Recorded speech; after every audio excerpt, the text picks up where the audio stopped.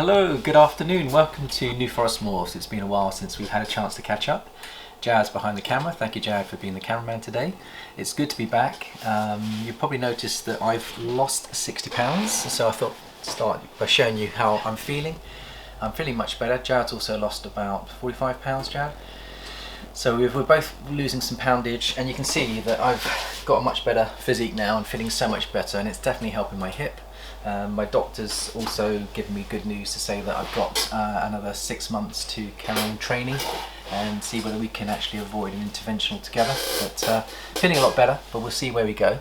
So that's on my health. But there's been lots of things happening in the snake pit, and I'm sure many of our followers are probably wondering what's going on with Paul and Jared's projects. And so, as you can see today, it is feeding day for the babies. So we've got the Maltese, and what size Maltese are these, Jared? They're extra large. They're actually extra large. So some of the babies that we've got now are getting so good they can take extra large, but some of the smaller babies, we've got these here. Jared, and what are these? Rat fluffs. Rat fluffs. So we're probably going to show you how we feed 3 of our babies, give you an update.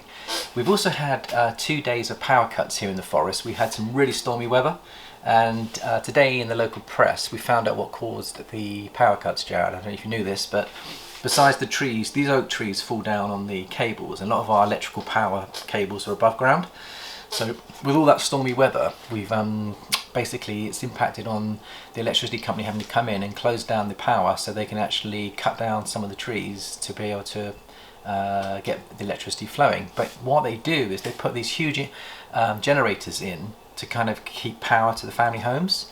And apparently there's people out there stealing very expensive steel cable from these generators, and they're also taking steel from the manhole covers because the price of steel has gone up so much, and it's affecting our facility. So Jared, you very kindly, I think I was away at the time, you very kindly set up the new generator.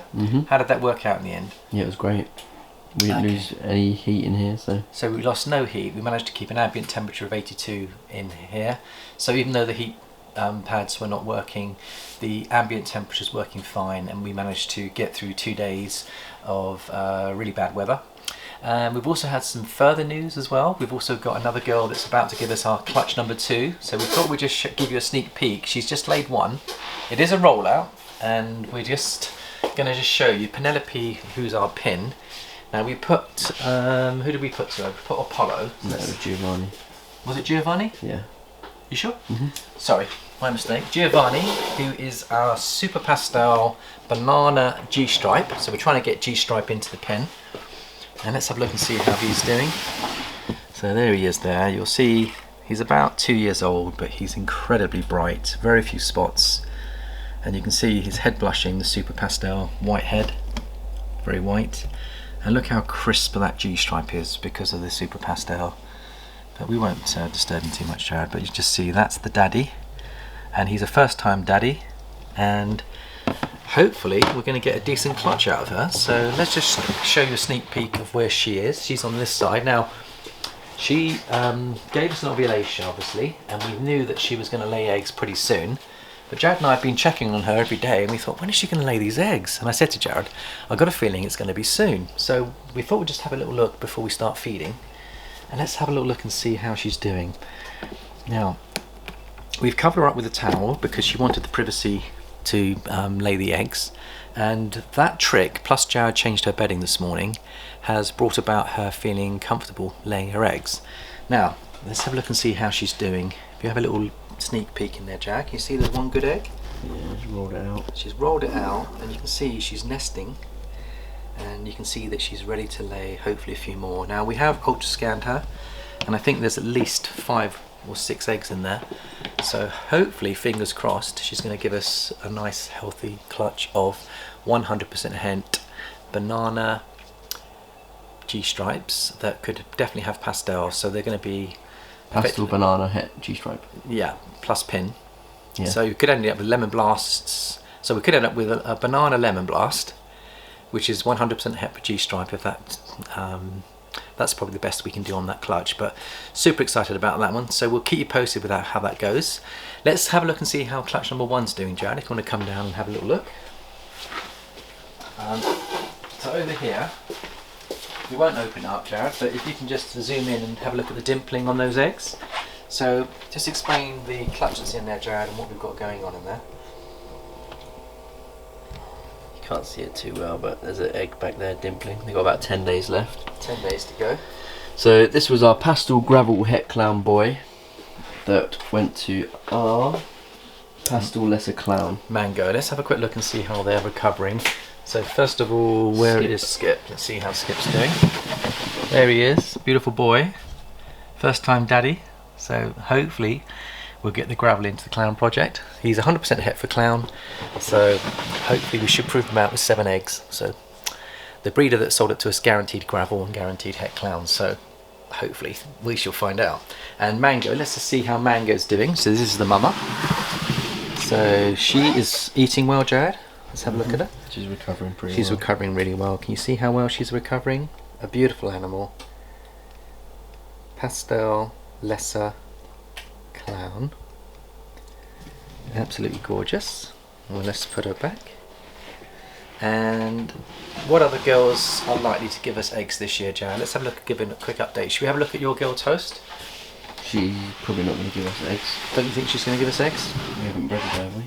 Oh, we have. You put the Yeah, true. Super Pastel Banana Boy, they've locked. True. And when we checked her follicles, she went for us really early last year, but if she's going to go, it'll be later in the year, I think. So we'll just put her back. And also, the good news is Xena, who is our clown, 100% het for albino. She locked with our albino boy that's 100% het for clown. Now, she's got small follicles, I think they're about 8 mil, but our strategy is to carry on pairing and building, and we've made a full list of all the girls that we're going to be building now, leading up to the breeding season. And Jared, just have a little look at the boy that went to the het clown, the albino het clown boy. You can just check out Yazoo. So he has now, first time breeder, he's locked with her, and we're super excited about that one. So hopefully we're going to get some albino parents. So the strategy that Jad and I are adopting is, because we've moved all our animals onto being fed once every 2 weeks for the last 9 months, all our girls are pure muscle, pure strength, their stress levels have come right down and their health is vibrant. And so now we're at the pinnacle of the breeding season. What we're doing now is we're using the Maltese and we're using small rats to feed 24 of our girls at least once every 10 days. So we're going a little bit closer, because in the wild, when these girls are ready to build their follicles, they can go out and hunt more. They realise they need to put on more weight. So this is the time to step up the feeding, and the girls are letting us know because they are definitely up for it. Now, we don't want to still overfeed them, we still want to maintain a nice healthy balance. So these are the girls that we're looking to build. Shadow. Now Jared, you fed these girls yesterday. Yep. Let's have a look and see how she's doing. She is a super cine, 100% het for pied. Let's have a little look and see how she's doing. So you can see the size of the rat in her body there from yesterday. Can you see the rat here? And how did you find the feeding yesterday, Jared? Was it very good? They all smashed their Were they feet. rampant? Yeah. Also, we brought the humidity up, partly because we're in a very humid quarter. There's a lot of humidity outside, but we were hitting 70% plus. When we had water falling on the floor, it was that much humidity in Horrible. there. Jared had to come in and clean up that. But we've learnt that when there's high humidity and when the temps are correct, these girls sense and know what's going on and they start to pound food. So this is for us the time to really start to finish them off, ready for their breeding. So we've got Shadow, Bella is the other one that I wanted to show you, which is Jared's project down here. Now, what did Bella take, Jared? Did you take a small rat? Yep. Let's have a look at her, see how she's doing. So she looks really healthy, and I would say give her 6 months to a year, she'll probably be ready, Jared. And we're hoping that when the gravel clowns come out, if we get a boy, the game plan is to take a boy out of that first clutch. If it's a gravel clown boy, put that to this girl next season, when he's ready of course, and that will give us a better chance of hitting the highway clowns. They've got Orange Dream and Leopard in them, and Pastel. That's what we're hoping to get out of her, aren't we, Jared? So That's super exciting. The other clown project that Jared's really keen to get going is Calypso. And Calypso is, I think she's about 2.1 kilograms now, so she's certainly big enough. And we've been putting our Dream School boy to her. And he hasn't learnt to lock yet, has he, Jared? No. That's the biggest frustration. She's ready to go, but she's yet to get a lock. So, have we got a backup boy, Jared, that we could put to her or do you want to just wait for him to get ready? What's your preference on that? Because sometimes it's worth bringing in a backup boy, but sometimes it's worth being patient, so we'll have to put some thought into that one. Karamak is our beautiful ultra male girl, and she is in here. Let's have a look and see how she's doing. And again, she took a small rat, Jared. Yep. She looks nice and chunky. And from memory, I think what we're trying to achieve here is we're trying to achieve some visual ultra males that are 100% heifer-pied. So we've put our new addition boy in, which we've got over here, and he is a pied boy, proven breeder, 100% heifer ultra male. And we need to give him a name, Jared. We haven't given him a name yet, have we? So let's just have a little look and see how he's doing. He's settled in really well because he was part of our new addition. There he is, looking really happy. We give him a nice big bowl. He likes the big bowl, and that helps to keep the humidity in the rubs nice, because a bigger surface area means better humidity. There's that one. And the other ones we've got is Isa, which is our Desert Ghost Enchi girl. Look, see how she wanted to come and eat? Do you see that? She can smell the food. Now that's what you call pounding mode, so she's in building mode right now. And what we're going to do is we're putting Hercules to her to try and get some double het Enchi, Super Enchi, Pastel, Lesser, double het, Clown, DGs is what we're after there. And on the Batman project we got Tess. Now she's getting big, isn't she, Jared? Where's she now? So she's over here. Let's have a look. Look at the size of her. Look at that girth to her, Jared. Okay. So again, she's building follicles. We still haven't got a clown boy to lock to her yet, but hopefully Hercules is going to be getting going. Which leads me on to my next topic, which is what about backup boys? Because a lot of the top breeders, I noticed that Miguel and others are actually getting some backup boys in to help them with their breeding projects, and they are spending quite a lot of money getting some studs. But what I've noticed on Morph Market, I don't know where everyone else has, but because we're in the recession and cash flow is difficult for a lot of people, a lot of the breeders are dropping their prices. And so I looked at the price of a leopard clown and I couldn't believe it. There's a boy going, it's a breeder boy for £250 on Morph Market. And I'm thinking to myself, if Hercules isn't quite ready to go, whether we invest in a backup boy like that we can then still produce the Batmans with these girls, because she's 100% het for clown, but she's obviously a spot nose. So the idea here is that the females are ready, but our boy isn't ready to go yet. It's well worth bringing in a backup boy. Now we do have actually a backup boy, which we could use. Now he's in shed, but he is... he's just as useless as Hercules. Oh, he's 4 years old. Beautiful pastel leopard boy. He is in shed, but we've put him into a couple of girls and he is yet to lock. So I find it interesting, Jared, that every investment that we make, there's no guarantees that the boys are going to lock. And I think that's the frustrating thing about the hobby, is that, you know, you can't rely on one boy or one girl. You've got to have a team. So you can see why they recommend having a boy with a backup and having 3 girls to get your projects going. It makes complete sense. And until you actually get into it and actually think, oh, I've got all these things happening and it's really exciting, and then suddenly the boy's not locking or the girls aren't quite ready, it can be very frustrating. But the key is to be patient, keep trying. If we take Mango last year, we thought she was going to give us a clutch last year. She surprised us with a really early clutch this year. So don't worry, if you feed these animals and they're getting locks but they're not producing, sometimes I believe that's a step into the following season, which is basically getting them primed and ready to start production the following year. So don't be alarmed or concerned if they don't necessarily give you a clutch. It can happen. Right, so let's have a look and see if there's any others. Now Pistachio is our Enchi clown. Let's have a quick look at her, Jared. She's down here. She's putting on weight. She's 1,500 grams, isn't she? So let's have a look and see how she's doing. Again, she's up, interested in food. She was fed yesterday. She can smell the rats, and you can see that her head's alert to come out. You can see that she's putting on some good size there, Jared. So I think she'll be ready towards the tail end of the season or beginning of the next season. So we'll keep building her. So you can see we're focused on building these girls that are on the border.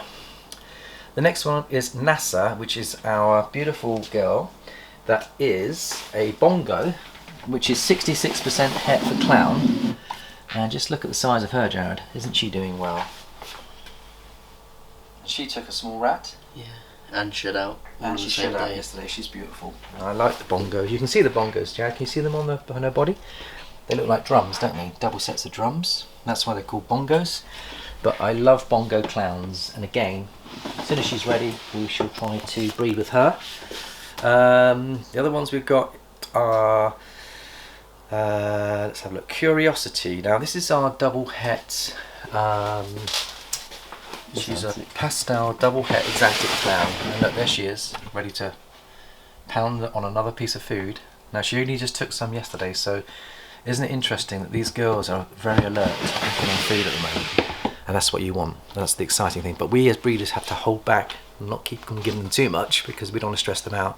It's learning what to give them and the timing. But I would say you don't really want to go more than one small rat every a week to 10 days. Because if you look at Toast, Jared, if you just explain how you built Toast up, just explain to us how you fed her, and she keeps giving us 2 back-to-back clutches. I just fed her every other week, but she gained weight fast. And yeah.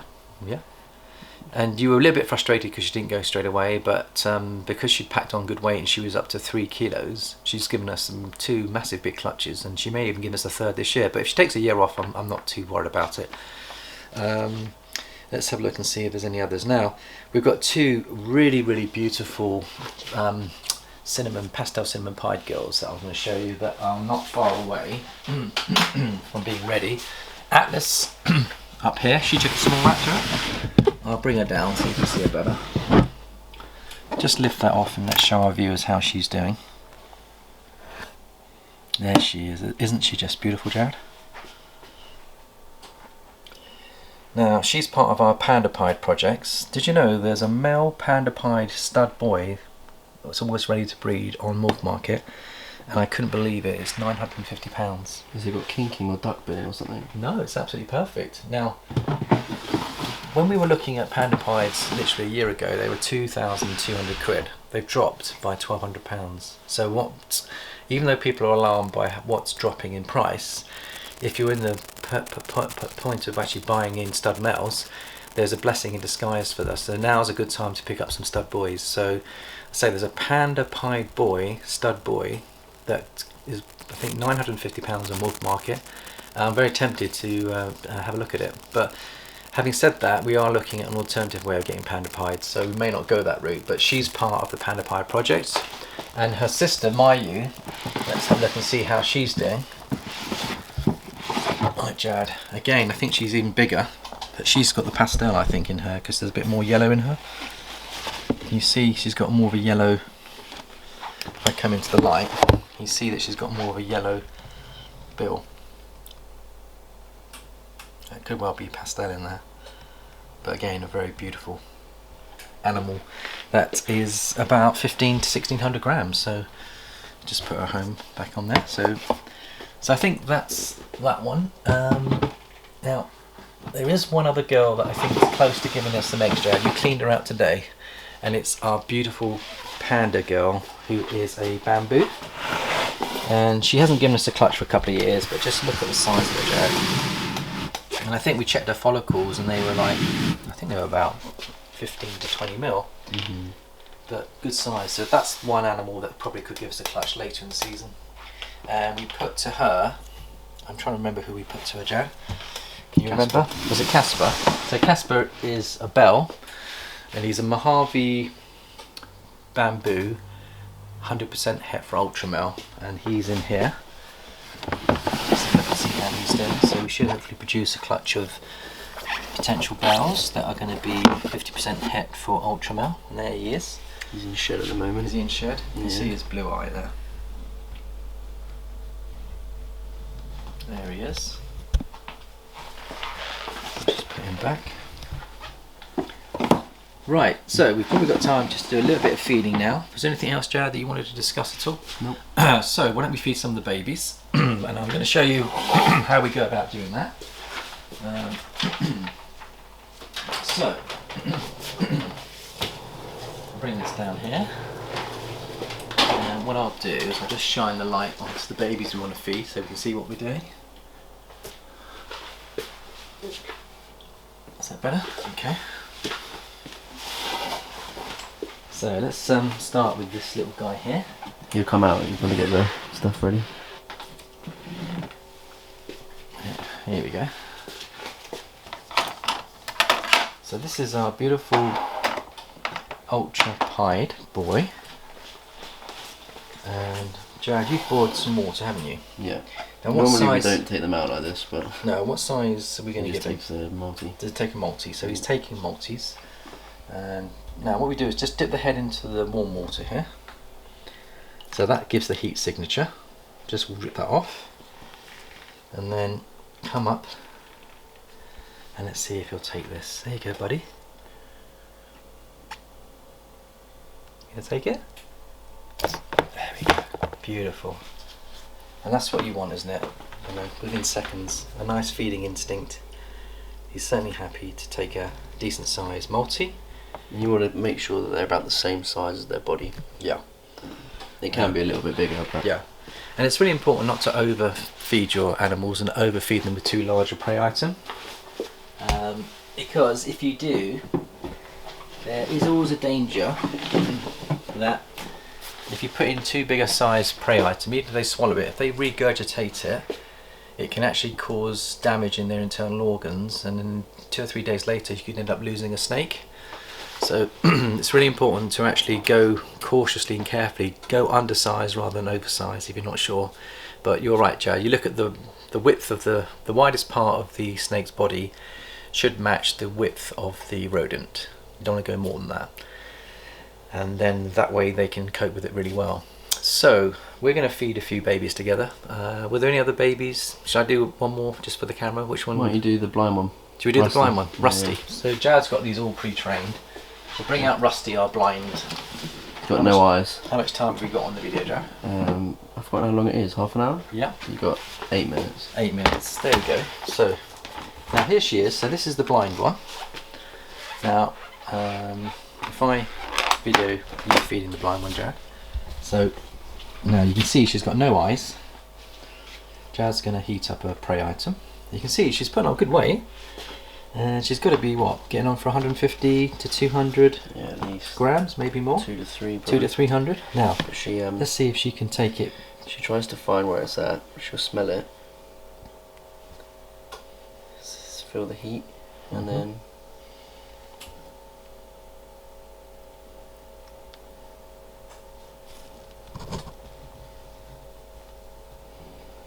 And you have to be extra patient, but you can see she is moving to the heat, Jared. normally she nails it straight away. Has the water cooled down since you? Maybe because the water's cooled down a bit since you've been filming. Yeah, Yep. she does it all through her heat pits. Yeah, so she's using her heat pits because you can't see the prey item. She's definitely using her heat pits, but I think most snakes use their heat pits anyway. See if she'll take it now.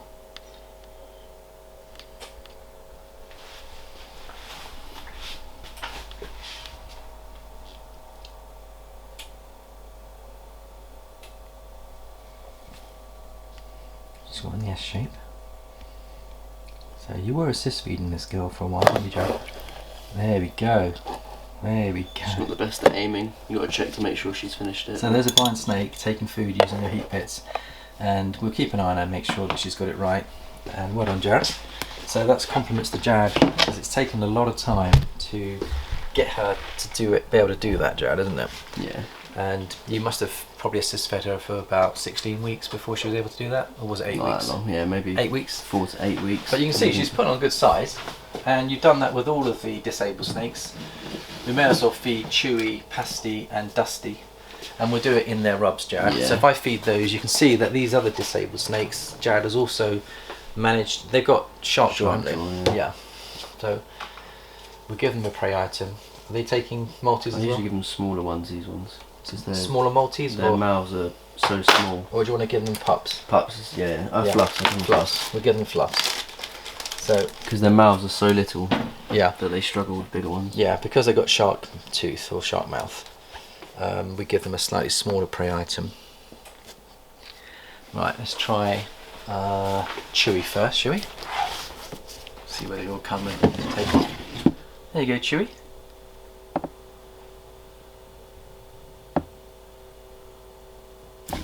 Wow, good strike.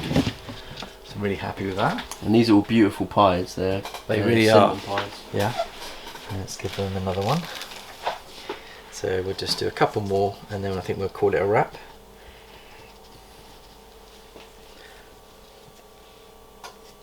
Okay, let's do Pasty. Pasty's got the 3 brown dots. Beautiful animal. How are you, buddy? You see the food? Where are you? He's facing the wrong way. I can't quite see where he is. Where is he? If I get down to him, you might see it and come onto it. Actually, I might just bring him out and feed him. Let's bring him out, Jared. It might be easier to film him coming out. Isn't he beautiful though? What a beautiful snake. So, it's quite rare to get a cinnamon with so much beautiful patterns, like 3 patches on his body plus a head stamp. It's quite rare for a cinny to be like that. There you go, buddy. You gonna take it?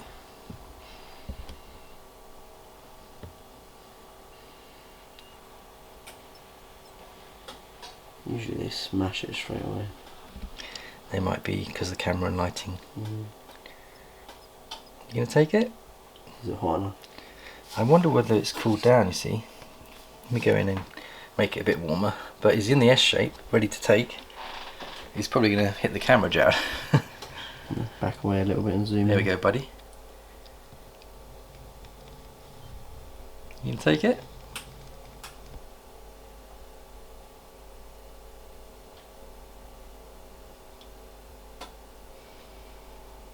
Maybe he doesn't want it. Jared's normally feeds them, don't you, Jared? I haven't got the same technique as you, but Might be the we'll try again later. Yeah, it might be that the water's a bit cool since we've been doing it, but you can see he's in the S shape. It's an excuse to show off these snakes. Jaw, Sorry? you can see his jaw. Yeah. Shame. It just doesn't meet up at the bottom, see that? Yeah. Well, we'll try him again. We'll probably do it from his home. I mean, taking them out like this probably isn't good. They're used to kind of smelling the food and then suddenly opening the drawer and coming out and mailing it. And the lights are usually more dimmed. Yeah. And the water's warmer. Yeah. So anyway, I hope you enjoyed our little video and update. I hope everyone's having a good season as well. I want to wish everyone a very happy Easter period. Hopefully we'll be back after the Easter vacation. And thank you very much for your love and support, and we'll see you again. Bye bye for now.